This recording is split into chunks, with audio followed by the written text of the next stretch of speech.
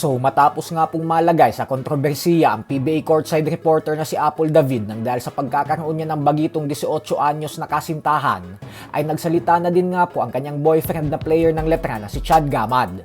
Ayon kay Gamad ay hindi daw dapat sumuko sa mga ganitong oras na nasa kalagitnaan ng pagsubok. At bagkus magpatuloy lang daw dahil malalagpasan at matatapos din umano ang kanilang mga pinagdadaanan.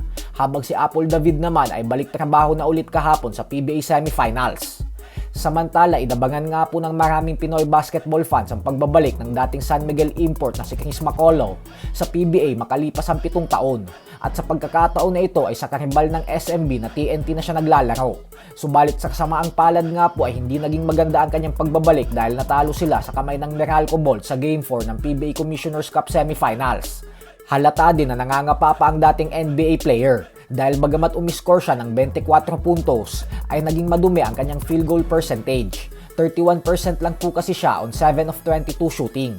Maging ang TNT head coach na si Chot Reyes ay sinabing kitang-kita daw kung gaano nahirapan si Macaulay sa game na ito nang dahil sa pagkakaroon lamang ng 2 araw na practice sa bagong kupunan.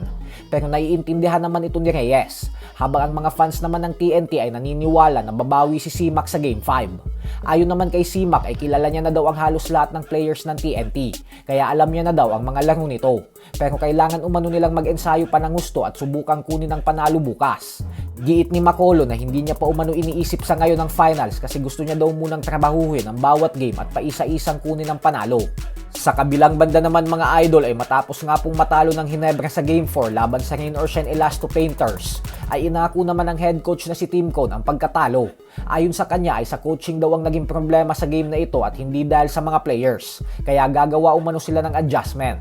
Subalit ang agaw eksena nga po sa game na ito ay ang naging bangayan at mainit na sagutan ni Al Francis Chua at Yeng Guiao sa center court pagkatapos ng game.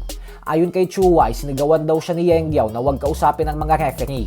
Kaya ang sabi niya umano ay yung team niya lang ang pakialaman ni Coach Yeng. Huwag niya umano papakialaman ang Hinebra.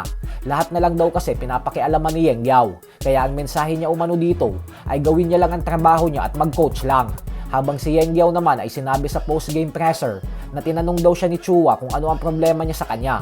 Ang sabi niya umano ay wag lang itong kausapin ng mga referees. Tapos tinawag umano siya nitong ulol.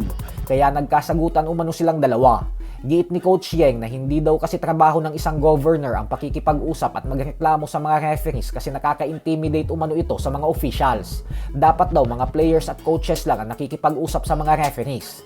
Yun lang naman daw ang sinabi niya kay Chua at hindi niya rin naman umano ito minura. Sadyang hindi niya lang daw talaga nagugustuhan ang inaasal nito kasi nakaka-apekto daw ang mga ginagawa ni Chua sa magiging tawagan ng mga referee lalo pat semifinals na. So hanggang dito na lang po muna tayo mga idol.